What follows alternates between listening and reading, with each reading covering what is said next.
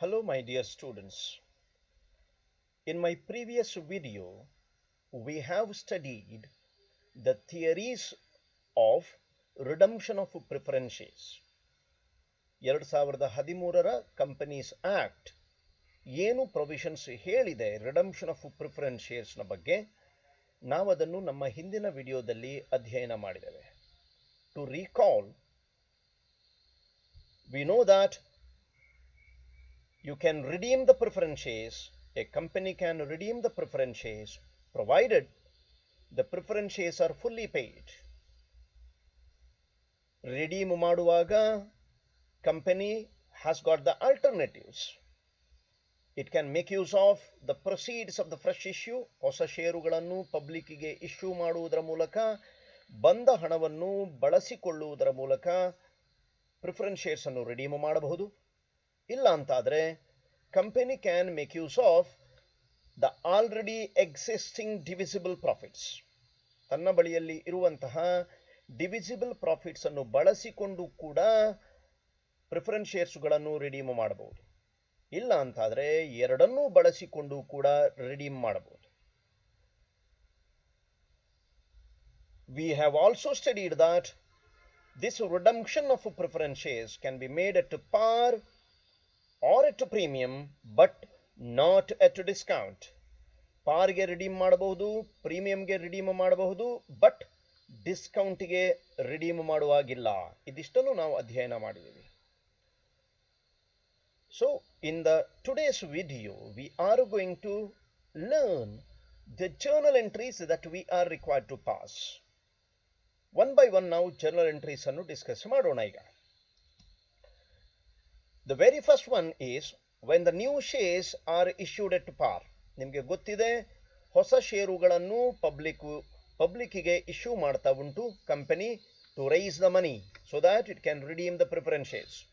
Preference shares ಅನ್ನು redeem ಮಾಡುವುದಕ್ಕೋಸ್ಕರ ತನ್ನ ಬಳಿಯಲ್ಲಿ ಹಣ ಸಿಗಲಿ ಅನ್ನುವಂಥ ಕಾರಣದಿಂದ ಅದು ಹೊಸ ಷೇರುಗಳನ್ನು ಇಶ್ಯೂ ಮಾಡ್ತಾ ಉಂಟು. ಇಶ್ಯೂ ಮಾಡುವಾಗ company has got 3 options. One is it can issue the shares, new shares at par. ಎರಡನೇದು it can issue the new shares at a premium. ಮೂರನೇದು it can issue the new shares at a discount. ನೆನಪಿಟ್ಟುಕೊಂಡು ಬಿಡಿ, confuse ಮಾಡ್ಕೊಳ್ಬೇಡಿ. ಹೊಸ ಷೇರುಗಳನ್ನು issue ಮಾಡುವಾಗ ಪಾರ್ಗೆ issue ಮಾಡಬಹುದು, ಪ್ರೀಮಿಯಂಗೆ issue ಮಾಡಬಹುದು, ಡಿಸ್ಕೌಂಟ್ಗೆ issue ಮಾಡಬಹುದು. ನಾನು ಆಗ ಹೇಳಿದ್ದು ರಿಡೀಮ್ ಮಾಡುವಾಗ ಡಿಸ್ಕೌಂಟ್ಗೆ ರಿಡೀಮ್ ಮಾಡುವಾಗಿಲ್ಲ. ಹೊಸ ಷೇರುಗಳನ್ನು ಪಬ್ಲಿಕ್ಕಿಗೆ ಇಶ್ಯೂ ಮಾಡುವಾಗ ಅದು ಡಿಸ್ಕೌಂಟ್ಗೂ ಇಶ್ಯೂ ಮಾಡಬಹುದು. Redemption at discount is not allowed. ಸರಿ, ಪಾರಿಗೆ ಇಶ್ಯೂ ಮಾಡುದು ಅಂತಾದರೆ ಏನು ಜರ್ನಲ್ ಎಂಟ್ರಿ ಪಾಸ್ ಮಾಡಬೇಕು?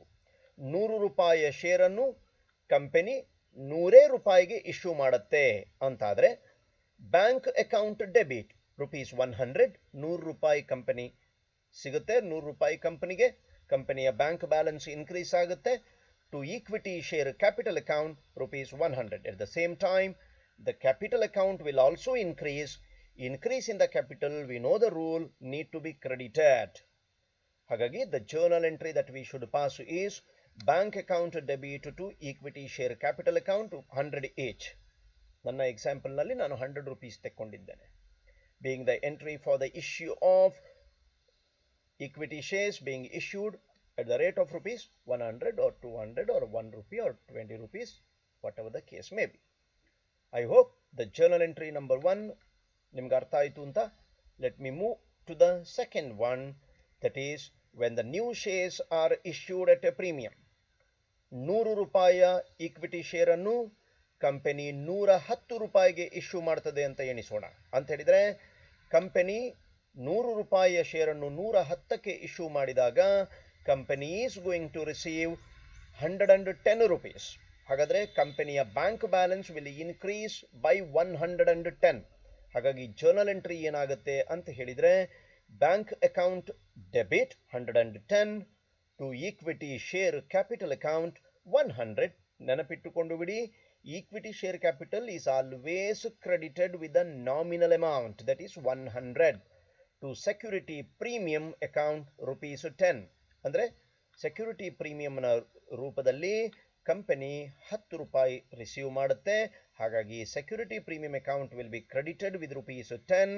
Entry for equity share being issued at a premium of ₹10. ಎರಡನೆಯ ಜರ್ನಲ್ ಎಂಟ್ರಿಯು ನಿಮಗೆ ಗೊತ್ತಾಯಿತು ಅಂತ ಎಣಿಸ್ತೇನೆ. Let me move to the third one. When the new shares are issued at a discount, 100 ರೂಪಾಯಿಯ ಶೇರ್ ಅನ್ನು 100ರ ಬದಲಿಗೆ 90ಕ್ಕೆ ಇಶ್ಯೂ ಮಾಡಿತು ಅಂತ ಎಣಿಸೋಣ. ಅಂದ್ರೆ ಕಂಪನಿಗೆ 100 ರೂಪಾಯಿ ಸಿಗೋದಿಲ್ಲ. ಈಗ ಕಂಪನಿಗೆ ಸಿಗುವಂಥದ್ದು 90 ರೂಪಾಯಿ ಮಾತ್ರ. ಹಾಗಾದ್ರೆ ಏನು ಜರ್ನಲ್ ಎಂಟ್ರಿ ಪಾಸ್ ಮಾಡ್ತೇವೆ ನೋಡಿ, ಬ್ಯಾಂಕ್ ಬ್ಯಾಲೆನ್ಸು ಇನ್ಕ್ರೀಸ್ ಆಗುವುದು 90 ರೂಪಾಯಿಯಿಂದ, 100 ರೂಪಾಯಿಯಿಂದ ಇನ್ಕ್ರೀಸ್ ಆಗುವುದಿಲ್ಲ. Because the person who is going to purchase or subscribe the new share at a discount will be making the payment of rupees only 90. 90 ರೂಪಾಯಿ ಮಾತ್ರ ಕಂಪನಿಗೆ ಕೊಡ್ತಾನೆ. ಹಾಗಾಗಿ ಕಂಪನಿಯ ಬ್ಯಾಂಕ್ ಬ್ಯಾಲೆನ್ಸ್ 90 ರೂಪಾಯಿಯಿಂದ ಮಾತ್ರ ಇನ್ಕ್ರೀಸ್ ಆಗ್ತದೆ. ಹಾಗಾಗಿ ಎಂಟ್ರಿ ನೋಡಿ, ಬ್ಯಾಂಕ್ ಅಕೌಂಟ್ ಡೆಬಿಟ್ 90 ರೂಪಾಯಿ, 10 ರೂಪಾಯಿ ಕಂಪನಿಗೆ ಆದಂತ ನಷ್ಟ in the form of discount on issue of shares. We no need to be debited. Discount on issue of shares account debit 10 to equity share capital account ₹100. Again, do remember, equity share capital ಈ ಕೇಸಲ್ಲೂ ಕೂಡ credit ಆದದ್ದು with the nominal amount that is 100. ಮೂರು ಕೇಸ್ನಲ್ಲಿ ಎಟ್ ಪಾರ್ನಲ್ಲೂ ಕೂಡ ನಾವು 100 ರೂಪೀಸೇ credit ಕೊಟ್ವಿ. ಎಟ್ premium ಮಾಡಿದಾಗಲೂ ಕೂಡ 100 ರೂಪೀಸೇ credit ಕೊಟ್ವಿ ಕ್ಯಾಪಿಟಲ್ ಅಕೌಂಟ್ಗೆ. ಎಟ್ ಡಿಸ್ಕೌಂಟ್ ಮಾಡಿದಾಗಲೂ ಕೂಡ 100 ರೂಪೀಸೇ ನಾವು ಕ್ರೆಡಿಟ್ ಕೊಟ್ವಿ. So this is the entry that we should pass when the new shares are issued at a discount, being the entry for the new share being issued at a discount of ₹10 in my example. Let me go to the next one. Let us now study what the journal entry that we should pass for the redemption of shares. Ishtotu pass madiddu journal entry that we need to pass for the fresh issue of shares. Company ಏನು proceeds ಅನ್ನು ಬಳಸುತ್ತೆ ಅದನ್ನು ಪಡಿಲಿಕ್ಕೋಸ್ಕರ ಏನು ಹೊಸ ಷೇರುಗಳನ್ನು ಪಬ್ಲಿಕ್ಗೆ issue ಮಾಡಿತು, ಆ ಹೊಸ ಷೇರುಗಳನ್ನು ಪಬ್ಲಿಕ್ಗೆ ಇಶ್ಯೂ ಮಾಡಿದಾಗ ಏನೆಲ್ಲ ಜರ್ನಲ್ ಎಂಟ್ರಿ ಪಾಸ್ ಮಾಡಬೇಕನ್ನುವಂಥದ್ದನ್ನು ನಾವು ಡಿಸ್ಕಸ್ ಮಾಡಿದ್ವಿ. ಎಟ್ ಎ ಪಾರ್ ಅಂತ ಆದರೆ bank account debit to equity share capital account. At a discount ಆಯಿತು ಅಂತಾದರೆ bank account debit ₹90. Discount on issue of shares account debit ₹10 to equity share capital account ₹100. If the new shares are issued at a premium, bank account debit ₹110 to equity share capital account ₹100 to security premium ₹10. So we have studied the journal entry that we need to pass for making the fresh issue. Let us now study what are all the journal entry that we need to pass for the redemption of preference shares. When the preference shares are redeemed at par, ಈಗ ಉದಾಹರಣೆಗೆ 5 lakh ರಿಡೀಮೇಬಲ್ preference share capital ಇದೆ. ನೆನಪಿಟ್ಟುಕೊಂಡು ಬಿಡಿ, 5 lakh ರಿಡೀಮೇಬಲ್ preference share capital ಇವೆ. Company ಏನು decide ಮಾಡ್ತದೆ ಅಂತ ಹೇಳಿದ್ರೆ, it has decided to redeem these preference shares at a par ಅಂತ ಹೇಳಿದ್ರೆ 5 ಲಕ್ಷ ಏನು ಪ್ರಿಫರೆನ್ಸ್ ಶೇರ್ ಕ್ಯಾಪಿಟಲ್ ಇದೆ ಅದರ ಬಾಬ್ತು ಕಂಪನಿ 5 ಲಕ್ಷಕ್ಕೆ 5 ಲಕ್ಷವೇ ಕೊಡುತ್ತೆ ಅಂತ ಆದ್ರೆ ಅಂಥದ್ದನ್ನು ನಾವು ರಿಡಂಪ್ಷನ್ ಎಟ್ ಪಾರ್ ಅಂತ ಕರಿತೇವೆ. ಸರಿ, ಏನು ಜರ್ನಲ್ ಎಂಟ್ರಿ ಪಾಸ್ ಮಾಡಬೇಕು ಅನ್ನುವಂಥದ್ದನ್ನು ನಾವು ಗಮನಿಸೋಣ. 5 ಲಕ್ಷ ಇರುವಂಥದ್ದು ಕ್ಯಾಪಿಟಲ್ನಲ್ಲಿ. Capital in the normal situation carries a credit balance. ಅದನ್ನು ನಾನು ಫಸ್ಟ್ ಕ್ಲೋಸ್ ಮಾಡಬೇಕು by transferring it to the redeemable preference share holders account. ಹಾಗಾಗಿ ನಾನು ಅದನ್ನು ಕ್ಲೋಸ್ ಮಾಡುವುದು ಅಂತ ಹೇಳಿದರೆ redeemable preference share capital account should be debited. Credit ಇತ್ತು, ನಾನು ಡೆಬಿಟ್ ಮಾಡ್ತೇನೆ. ಡೆಬಿಟ್ ಮಾಡುವುದರ ಮೂಲಕ the account is closed now. Redeemable preference share capital account debit ನನ್ನ ಉದಾಹರಣೆಯಲ್ಲಿ 5 ಲಕ್ಷ ರೂಪಾಯಿ to redeemable preference share holders account 5 lakh. ಇನ್ನು ಮೇಲೆ ಕ್ಯಾಪಿಟಲ್ ಕ್ಲೋಸ್ ಆಯಿತು. ಕ್ಯಾಪಿಟಲ್ನ ಬದಲಿಗೆ redeemable preference share holders account will be credited. Entry for the transfer of redeemable preference share capital to redeemable preference share holders account. when the preference shares are redeemed at a premium. ಈಗ 5 ಲಕ್ಷ ರೂಪಾಯಿಯ ಕ್ಯಾಪಿಟಲ್ನ ಬದಲಿಗೆ ನಾನು 5,50,000 ರೂಪಾಯಿ ಕೊಡ್ತಾ ಇದ್ದೇನೆ ಅಂತ ಹೇಳಿದ್ರೆ 50,000 ರೂಪಾಯಿ ನಾನು ಜಾಸ್ತಿ ಕೊಡ್ತಾ ಇದ್ದೇನೆ. ಏನಿದು ಜಾಸ್ತಿ ಅಂತ ಹೇಳಿದ್ರೆ premium on redemption of preference shares 50,000 ನಾನು ಏನು ಹೆಚ್ಚು ಕೊಡ್ತಾ ಇದ್ದೇನೆ ಅದು. ಆವಾಗ ನಾನು ಏನು ಜರ್ನಲ್ ಎಂಟ್ರಿ ಪಾಸ್ ಮಾಡಬೇಕು ಅಂತ ಹೇಳಿದ್ರೆ as usual the capital should be closed. 5 lakh capital ಇದೆ, ಹಾಗಾಗಿ ನಾನು ಅದನ್ನು ಡೆಬಿಟ್ ಮಾಡ್ತೇನೆ. Redeemable preference share capital account debit 5 lakh. Premium on redemption of preference shares account debit 50,000. It's a loss to the company. To redeemable preference share holders account 5.5 lakh. ಅಂದರೆ ನಾನು ಇನ್ನು ಮೇಲೆ share ಹೋಲ್ಡರ್ಗೆ 5 ಲಕ್ಷ ಅಲ್ಲ ಕೊಡ್ಲಿಕ್ಕಿರುವುದು, 5 lakh plus 50,000 premium on redemption ಕೊಡ್ಲಿಕ್ಕಿದೆ. ಹಾಗಾಗಿ ಒಟ್ಟಾರೆ ರಿಡೀಮೇಬಲ್ ಪ್ರಿಫರೆನ್ಸ್ ಶೇರ್ ಹೋಲ್ಡರ್ಸ್ಗೆ ನಾನು ಕೊಡಬೇಕಾದಂಥ ಮೊತ್ತ 5.5 ಲಕ್ಷ. ಹಾಗಾಗಿ redeemable preference share holders account need to be credited with 5.5 lakh. ಹಾಗಾಗಿ ನಾನು ಏನು ಜರ್ನಲ್ ಎಂಟ್ರಿ ಪಾಸ್ ಮಾಡಿದೆ ಇನ್ನೊಮ್ಮೆ ಗಮನಕ್ಕೆ ತರುವುದು ಅಂತಾದರೆ redeemable preference share capital account debit 5 lakh. Premium on redemption of preference shares account debit 50,000 to redeemable preference share holders account 5.5 lakh. being the entry for the transfer of redeemable preference share capital along with the redemption premium to redeemable preference share holders account. I hope you have understood this journal entry also. Very important point that you have to remember in this context is you cannot redeem the preference shares at a discount. Redeeming the preference shares at a discount is absolutely not allowed. ಇದು ಬಹಳ ಮುಖ್ಯವಾಗಿ ನೀವು ನೆನಪಿನಲ್ಲಿ ಇಟ್ಕೊಳ್ಬೇಕು. You can redeem the preference shares at par or at a premium but not at a discount. ನಾನು ಪುನಃ ಹೇಳ್ತಾ ಇದ್ದೇನೆ ನಿಮಗೆ ಇನ್ನಷ್ಟು ಗೊತ್ತಾಗಲಿ ಅನ್ನುವಂಥ ಕಾರಣದಿಂದ. Let us now pass the entry for the final payment that we need to make to the preference share holders account. Final payment ಮಾಡೋಣ ಅವರಿಗೆ. In the previous journal entry ನಾವು ಅವರಿಗೆ ಕ್ರೆಡಿಟ್ ಕೊಡ್ತು 5 ಲಕ್ಷ ಪಾರು ಅಂತಾದರೆ, ಪ್ರೀಮಿಯಂಗೆ ಅಂತಾದರೆ 5.5 ಲಕ್ಷ ನಾವು ಕ್ರೆಡಿಟ್ ಕೊಟ್ಟಿದ್ದೇವೆ. Let us make the payment ನಾವು. Redeemable preference share holders account debit 5 lakh ಅಂತಾದರೆ 5 ಲಕ್ಷ, 5.5 ಲಕ್ಷ ಅಂತಾದರೆ 5.5 lakh to bank account 5.5 lakh. To that extent bank balance will decrease. That's why bank is credited, being the entry for the final settlement made.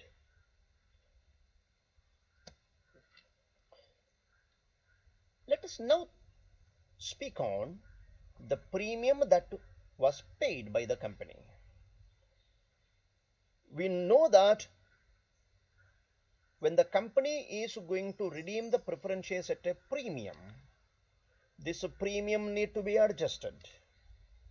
As a matter of rule, Companies Act of 2013 says that the premium on redemption of preference shares must be adjusted from the security premium account balance already available in the company. Company ತನ್ನ ಬಳಿಯಲ್ಲಿ ಇರುವಂತಹ security premium ಅಕೌಂಟ್ನಲ್ಲಿರುವಂತಹ balance ಅನ್ನೇ ಅದು ಬಳಸ್ಕೊಳ್ಬೇಕು. Balance ಇಲ್ಲ, ಕಮ್ಮಿ ಬಿದ್ದಿದೆ ಅಂತಾದ ಪಕ್ಷದಲ್ಲಿ ಮಾತ್ರ ಡಿವಿಸಿಬಲ್ ಪ್ರಾಫಿಟ್ ಅನ್ನು ಬಳಸ್ಕೊಳ್ಬಹುದು. ಯಾವುದಕ್ಕೆ ಅಂತ ಹೇಳಿದ್ರೆ premium on redemption of preference shares ಅನ್ನು ಕೊಡ್ಲಿಕ್ಕೆ.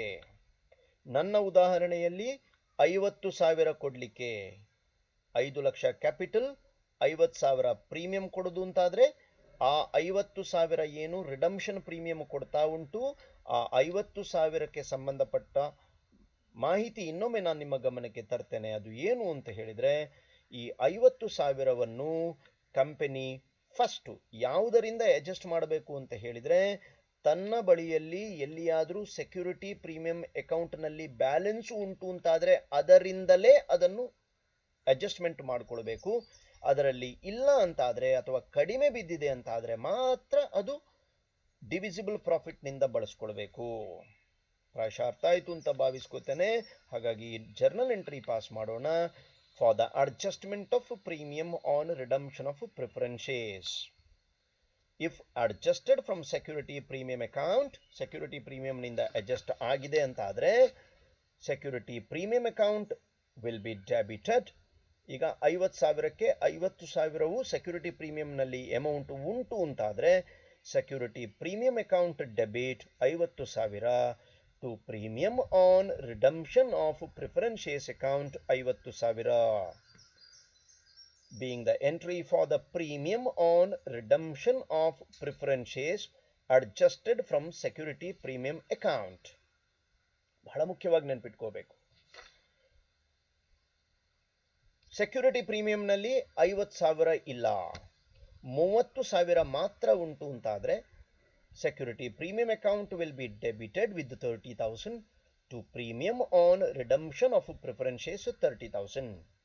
ಹಾಗಾದರೆ ಉಳಿದ 20,000 ಎಲ್ಲಿಂದ ಕೊಡುತ್ತೆ ಅಂತ ಕೇಳಿದ್ರೆ company has to make use of the divisible profits. Divisible profits ಅನ್ನೋದು ಬಳಸ್ಕೊಳ್ಬೇಕಾಗ್ತದೆ. ನಾನು ನಿಮಗೆ ನನ್ನ ಹಿಂದಿನ ತರಗತಿಯಲ್ಲಿಯೇ ಹೇಳಿದ್ದೆ, ನಾನು ಡಿವಿಸಿಬಲ್ ಪ್ರಾಫಿಟ್ ಅಂದರೆ ಏನು, ಉದಾಹರಣೆಗಳು ಯಾವುದು ಡಿವಿಸಿಬಲ್ ಪ್ರಾಫಿಟ್ಗೆ ಅನ್ನುವಂಥದ್ದು. ಹಾಗಾಗಿ ಯಾವ ಡಿವಿಸಿಬಲ್ ಪ್ರಾಫಿಟ್ ಅನ್ನು ನಾನು ಬಳಸ್ತೇನೆ ಆ ಡಿವಿಸಿಬಲ್ ಪ್ರಾಫಿಟ್ ಅನ್ನು ನಾನು ಬಳಸಿಕೊಂಡಾಗ ನಾನು ಅದನ್ನು ಡೆಬಿಟ್ ಮಾಡಬೇಕಾಗ್ತದೆ. ಹಾಗಾಗಿ ಎಲ್ಲಿಯಾದರೂ ನಾನು ಡಿವಿಸಿಬಲ್ ಪ್ರಾಫಿಟ್ ಅನ್ನು ಬಳಸಿದೀಯ ಅಂತಾದರೆ concerned divisible profit account debit to premium on redemption of preferences. ನನ್ನ ಉದಾಹರಣೆಯಲ್ಲಿ ಈಗ 20,000 ರೂಪಾಯಿ ನನಗೆ ಕಡಿಮೆ ಬಿದ್ದಿದೆ. ನನ್ನ ಸೆಕ್ಯೂರಿಟಿ ಪ್ರೀಮಿಯಂ ಅಕೌಂಟ್ನಲ್ಲಿ 20,000 ಕಡಿಮೆ ಉಂಟು.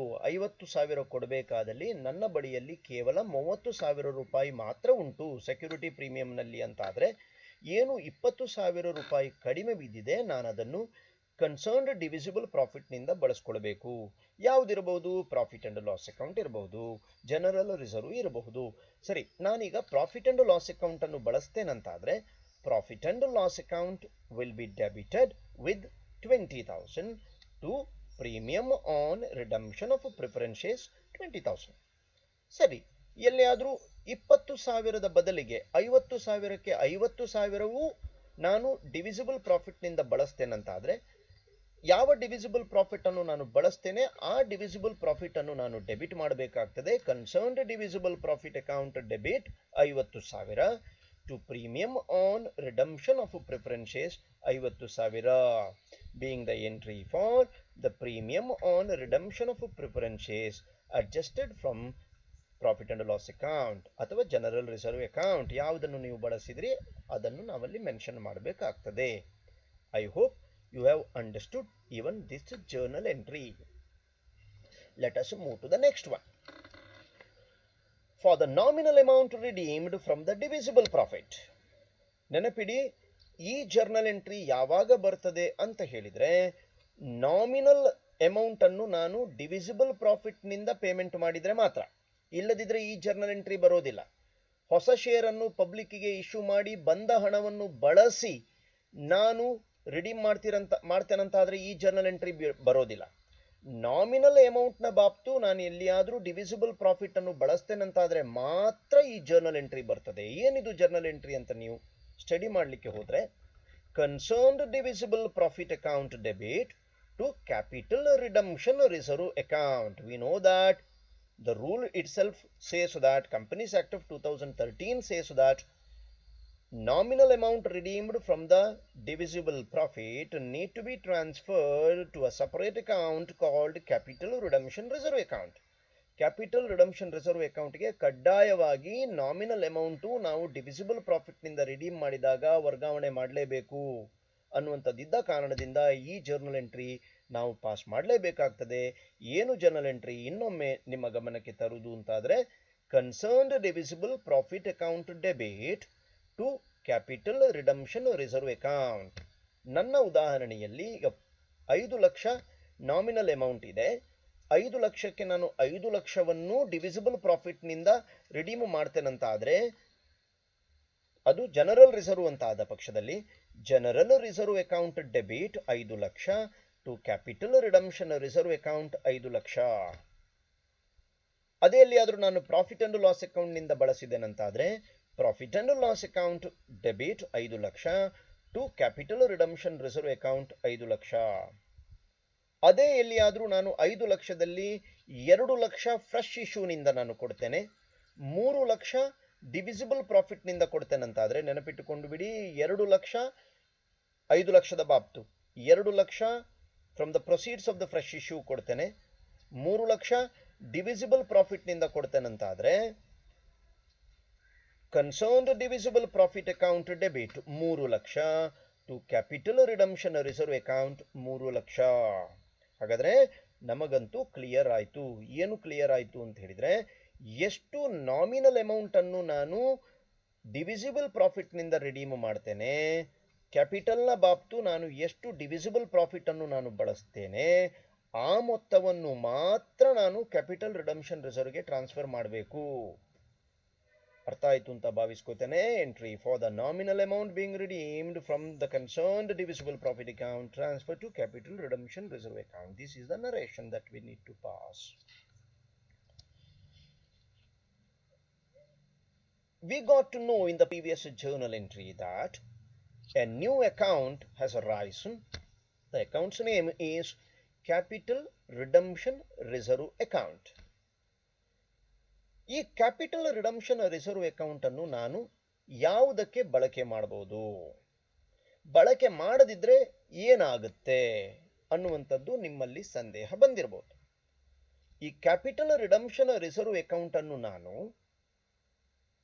ಬಳಸಲಿಲ್ಲ ಅಂತಾದ ಪಕ್ಷದಲ್ಲಿ ಬ್ಯಾಲೆನ್ಸ್ ಶೀಟ್ನಲ್ಲಿ ಲಯಬಿಲಿಟೀಸ್ನಲ್ಲಿ ನಾನು under the reserves and surplus one of the items ಆಗಿ ತೋರಿಸಲೇಬೇಕಾಗತ್ತೆ, as it carries a credit balance. ನೀವು ಜರ್ನಲ್ ಎಂಟ್ರಿಯಲ್ಲೂ ಗಮನಿಸಿರಬಹುದು. ಏನು ಜರ್ನಲ್ ಎಂಟ್ರಿಯಲ್ಲಿ ನೀವು ಗಮನಿಸಿದ್ದೀರಿ ಅಂತ ಹೇಳಿದರೆ, capital redemption reserve account has been credited means it will carry a credit balance. ಹಾಗಾಗಿ ಬ್ಯಾಲೆನ್ಸ್ ಶೀಟ್ನ ಲಯಬಿಲಿಟೀಸ್ನ ರಿಸರ್ವ್ಸ್ ಅಂಡ್ ಸರ್ಪ್ಲಸ್ನಲ್ಲಿ ನಾನು ಕ್ಯಾಪಿಟಲ್ ರಿಡಂಪ್ಷನ್ ರಿಸರ್ವ್ ಅಕೌಂಟ್ ಅನ್ನು ತೋರಿಸಬೇಕಾಗ್ತದೆ. ಬಟ್ ನಾನು ಬಳಸ್ತೇನಂತಾದರೆ ಯಾವುದಕ್ಕೆ ಬಳಸ್ಬೋದು ಕೇಳಿದರೆ, to declare the bonus shares. ಏನು ಸರ್ ಬೋನಸ್ ಶೇರ್ಸು ಡಿಕ್ಲರೇಷನ್ನು ಅಂತ ಹೇಳಿದರೆ, ಆಲ್ರೆಡಿ ಎಕ್ಸಿಸ್ಟಿಂಗ್ ಶೇರ್ ಹೋಲ್ಡರ್ಸ್ಗೆ, ನೆನಪಿಟ್ಟುಕೊಂಡು ಬಿಡಿ, ಆಲ್ರೆಡಿ ಎಕ್ಸಿಸ್ಟಿಂಗ್ ಶೇರ್ ಹೋಲ್ಡರ್ಸ್ಗೆ ಕಂಪನಿ ಡಿವಿಡೆಂಡ್ ಅನ್ನು ಬೋನಸ್ ಶೇರ್ಸ್ನ ಮೂಲಕವೂ ಡಿಕ್ಲೇರ್ ಮಾಡಬಹುದು. ಕಂಪನಿ ಬೋನಸ್ ಶೇರ್ಸ್ಗಳನ್ನು ಇಶ್ಯೂ ಮಾಡುವುದರ ಮೂಲಕ ಡಿಕ್ಲೇರ್ ಮಾಡಿತು ಡಿವಿಡೆಂಡ್ ಅಂತ ಹೇಳಿದರೆ, ಕಂಪನಿಯ ಕ್ಯಾಶ್ ಬ್ಯಾಲೆನ್ಸ್ ಏನೂ ಅಫೆಕ್ಟ್ ಆಗೋದಿಲ್ಲ, ಕ್ಯಾಶು ಇದ್ದ ಸ್ಥಿತಿಯಲ್ಲೇ ಇರ್ತದೆ. ಈಗ ಕ್ಯಾಶ್ ಡಿವಿಡೆಂಡ್ ಕಂಪನಿ ಕೊಟ್ಟಿತು ಅಂತಾದರೆ companies cash balance will decrease. ಯಾಕಂತ ಹೇಳಿದ್ರೆ ಕಂಪನಿಯಿಂದ ಕ್ಯಾಶ್ ಔಟ್ಫ್ಲೋ ಆಗುತ್ತೆ, ಹೊರಗೆ ಹೋಗುತ್ತೆ. ಇಲ್ಲಿ ಕ್ಯಾಶ್ ಔಟ್ಫ್ಲೋ ಆಗೋದಿಲ್ಲ, ಶೇರ್ ಹೋಲ್ಡರ್ಗೆ ಖುಷಿನೂ ಆಗುತ್ತೆ ಡಿವಿಡೆಂಡ್ ಕಂಪನಿ ಕೊಟ್ಟಿತು ಅಂತ. ಆ ಕಾರಣದಿಂದ ಕಂಪನಿ ಏನು ಮಾಡುತ್ತೆ ಅಂತ ಹೇಳಿದ್ರೆ, it may declare the shares as bonus shares which are absolutely given free of cost. ಫ್ರೀಯಾಗಿ ಕೊಡುತ್ತೆ ಕಂಪನಿ ಎಕ್ಸಿಸ್ಟಿಂಗ್ ಶೇರ್ ಹೋಲ್ಡರ್ಸ್ ನ ಬಳಿಯಲ್ಲಿ ನಂಬರ್ ಆಫ್ ಶೇರ್ಸ್ ಇನ್ಕ್ರೀಸ್ ಆಗ್ತದೆ. ಯಾಕೆ ಅಂತ ಹೇಳಿದ್ರೆ ಅವರ ಬಳಿಯಲ್ಲಿ ಬೋನಸ್ ಶೇರ್ಸು ಕೂಡ ಫ್ರೀಯಾಗಿ ಸಿಗುವ ಕಾರಣದಿಂದ ಅವರ ಹೋಲ್ಡಿಂಗ್ ಅನ್ನುವಂಥದ್ದು, number of shares held by them ಅನ್ನುವಂಥದ್ದು ಇನ್ಕ್ರೀಸ್ ಆಗ್ತದೆ. ಹಾಗಾಗಿ ಈ ಬೋನಸ್ ಶೇರ್ಸ್ ಅನ್ನು ಕಂಪನಿ ಇಶ್ಯೂ ಮಾಡ್ತದೆ ಅಂತಾದರೆ ಕ್ಯಾಪಿಟಲ್ ರಿಡಂಪ್ಷನ್ ರಿಸರ್ವ್ ಅಕೌಂಟ್ ಅನ್ನು ಬಳಸ್ಕೊಳ್ಬಹುದು. ನಾನು ಪ್ರಾಯಶಃ ನಿಮ್ಗೆ ಆಲ್ರೆಡಿ ಹೇಳಿದ್ದೇನೆ, capital redemption reserve account credit balance carry ಮಾಡ್ತಾ ಇರುತ್ತೆ. ನಾನು ಅದನ್ನು ಬಳಸ್ಕೊಳ್ಳುವ ಕಾರಣದಿಂದ ಅದರಲ್ಲಿ ಬ್ಯಾಲೆನ್ಸ್ ಕಡಿಮೆ ಆಗಬೇಕಾದ ಕಾರಣ ನೀಡ್ ಟು ಬಿ ಡೆಬಿಟೆಡ್. ಹಾಗಾಗಿ ಬೋನಸ್ನ ಬಗ್ಗೆ ನಾವು ಡಿಸ್ಕಸ್ ಮಾಡೋಣ. For the declaration of the bonus, company has to declare the bonus first. ಕೊಡ್ತೇನೆ ಅನ್ನುವಂಥ ಘೋಷಣೆಯನ್ನು ಕಂಪನಿ ಮಾಡಬೇಕಾಗ್ತದೆ. For the declaration of the bonus company has to pass the journal entry. ನಾನು ಆಲ್ರೆಡಿ ಹೇಳಿದೆ ಯಾವುದರಿಂದ ಬೋನಸ್ ಕೊಡಬಹುದು ಅಂತ ಹೇಳಿದರೆ, ಕ್ಯಾಪಿಟಲ್ ರಿಡಂಪ್ಷನ್ ರಿಸರ್ವ್ ಇಂದ ಕೊಡುವ ಕಾರಣದಿಂದಾಗಿ capital redemption reserve account credit balance ಉಂಟು, ಕೊಡುವ ಕಾರಣದಿಂದ ಅದರಲ್ಲಿ ಕಡಿಮೆ ಆಗ್ತದೆ, need to be debited. Capital redemption reserve account debit to bonus to equity shareholders account, being the entry for the declaration of bonus to equity shareholders. Declaration ಮಾಡಿದ್ದಕ್ಕೆ journal entry capital redemption reserve account debit to bonus to equity shareholders account. A liability has arisen. ಕಂಪನಿಗೆ bonus ಕೊಡ್ತೇನಂತ ಹೇಳಿದ್ದು ಒಂದು liability ಆಯಿತು ಕಂಪನಿಗೆ. ಹಾಗಾಗಿ bonus to equity share holder account credit ಮಾಡಿದ್ವಿ ನಾವು. Next for the issue of bonus ನ ಕಂಪನಿ ಡಿಕ್ಲೇರ್ ಮಾಡಿತ್ತು, ಈಗ ಬೋನಸ್ ಶೇರ್ಸ್ ಅನ್ನು ಇಶ್ಯೂ ಮಾಡುತ್ತೆ ಅಂತ ಆದಾಗ ಅದರ ಲಯಬಿಲಿಟಿ ಕಡಿಮೆ ಆಗಬೇಕು. Bonus to equity share holders account debit. Previous ಕೇಸ್ನಲ್ಲಿ ಪ್ರೀವಿಯಸ್ ಜರ್ನಲ್ ಎಂಟ್ರಿನಲ್ಲಿ ಅದು ಅದರ ಲಯಬಿಲಿಟಿ ಆಗಿತ್ತು. ಈಗ ಇಶ್ಯೂ ಮಾಡುವ ಕಾರಣದಿಂದ ಕಂಪನಿಯ ಲಯಬಿಲಿಟಿ ಡಿಕ್ರೀಸ್ ಆಗ್ತದೆ. Bonus to equity share holders account debit to equity share holders account being the entry for the issue of bonus shares to the equity shareholders. I hope I have clarified all the journal entries. In my next video, I am going to teach you how to solve a problem. Thank you.